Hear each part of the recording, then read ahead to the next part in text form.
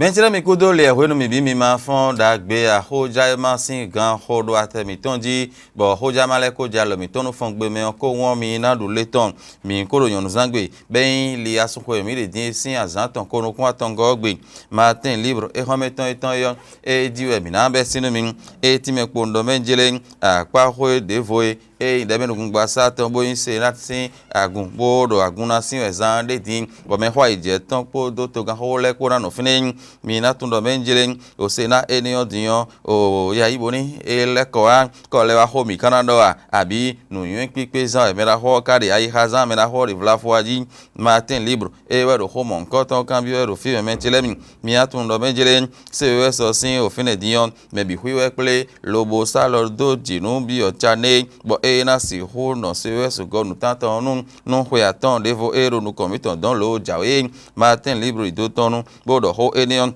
mi atun itoro menjele ne kana blogbon bo jako podo bedupo bo question ali nu osin izin mondo to mi to me fio na se okuise nu mon koton okuto nu dion sande dion nu no ro park urbain avec l'eau ne na si hu jako podo bedupo bo sin izin mondo okuto nu na pe ka mi go lo pe fi bio blo tito mon koton mono poku fu po don dion te gbozo atole ye wa zo da ho de ro ton menjele ma sin atinge gble mi ton lo ndaga ton le doro fi ben idibla ido po atare bo ho yi do mono podo ku fo po sin o kan meton Martin libre do ho enion bo le kla mi parakun nya de tin do don bo ko do ko be menchele mi bo etun lo ji to me Martin libre se ho enion do mi atun do menjele o ho jazo yiwa do me gbe do tadion merito do hulende podo eno do zo jagi gule po o emde eyan on liton jako podo orchestra po ye bono menjele alo me bi na si ho no bo won le wi na si ho azo na be na si ho na huise yo na ba iha enion Martin libre se bo soro ko tonjin mi atun do menjele yeme dakodo kwenwe ho bol gbe otan bi iro ku du mon o melewe na dude ji melewe na ja yo Martin li upodo me pe pan jakole yo ye ko no bo me boko dajo yeme du ji temeteme le la gazette la nouvelle gazette be mi na so din etime po no mejere nu gbo bi on chane we ro se we so sin tanu din me chele mi bo le mi na ho do jolo lo bodo azo na wa gbon yo ko tren bi hui bo fortero fene bo la nouvelle gazette hometon eton do ho enium menchele ye me alon ni zo atole ke zan so ten wa ye we yan zan isoro teri ye bro do ho susuru ye temeten gbon bene kun gbon bi huiji e blo nu mon ko ton resuro dasa zume resu titengbe bo hoja male bi so do ho itonjin fraternité we mi na so din etime po no menjele le do se na sin agete sin ponse do edion nle de koro de temejo menji bo ni yayi gbedin lobo na hodo bo ko pa temeteme na si hodo le na wa zogbon resu so nu ton do ton kwa ga ton po bo do bi hui me chele mi fraternité we do ho enion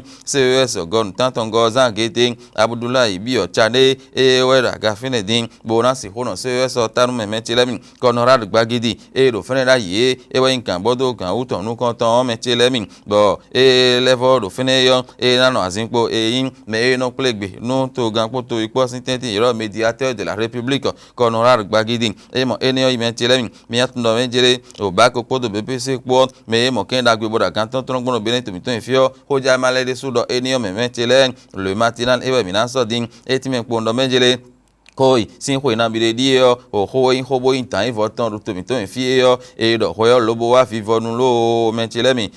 vo lo do lo faye dion na sengan no o ho ro poropo ogban ba le so livi gege me menchele mi do na sin amusu dion na ihwe lobo ikuleta lo se so dion abudo bi o cha ne wa yin kana Conrad Gbagidi bodo tuton lobo le médiateur gona menchele ho jamale do enion na siara mi na so din etime dole bere to mi ton po Maroko po tiyan bo no lobo waso nu eniyan enado nu kan ide so bo ni yayi mo dole mi he mi anu se na mi fe bo ogbe pli yo emi na waso gbon ali eniyan nu de sun to mo nu bodo jo hon po do joroko jije po emi na wa nu gbon ali enele bi huinu na siara do eniyan la boussole ewe bina so din elomo etimere boni yayi egbese na ho dai amodiyan le pon ogbon ikale bode yo elevo kule do gbe yelo oho intan ivoton do bene tumi ton ifio ho enion eno ye okoin do de diyan e wa fivonu fi do ko ro sin apa ho men ko igban ewe alo fa ko ju oran blo bo do ran sin amuso e diyan era ihwe lobo ihleta po men tilemin décryptage info e ti me po ndo menjele nugbo e ndole e bad be wa de osin alinu ko egege be den tomi ton e ko mo iro ko emi dogu do waye me be ko le do liver me dibla liver fatan e be den tomi ton e ko mo romia duara ipodo o akra ko dion be so da holotin boyin o union africaine ton UA neme bodo lamena ndagbe sin alinu be blodo Ghana sin to me don romia duara yi e inu mo ko ton sin donu bodan si fogbon ye kan me bo mo to gan e Ghana ton e me la ho John no drama ni mama e na mo tinjan ibo hole tiyan e nasi hudolo boni yayin egbe osena hoda yi amodiyan e kule so gbedo jiborole ne so to osin afosoro tero fune bona si hudan gbegble wa pon ye kan enium abulai bi o chanin se we so diyan gon tanton gonen e wa no hulu mon koton tanu me tele bo hojama bi huido enium matin libre e hometon eton yo minale vole ko aji le nugbo o boni yayi e le ko wa kole wa we abi nu yen pipe e zan e mera hode matin libre do enium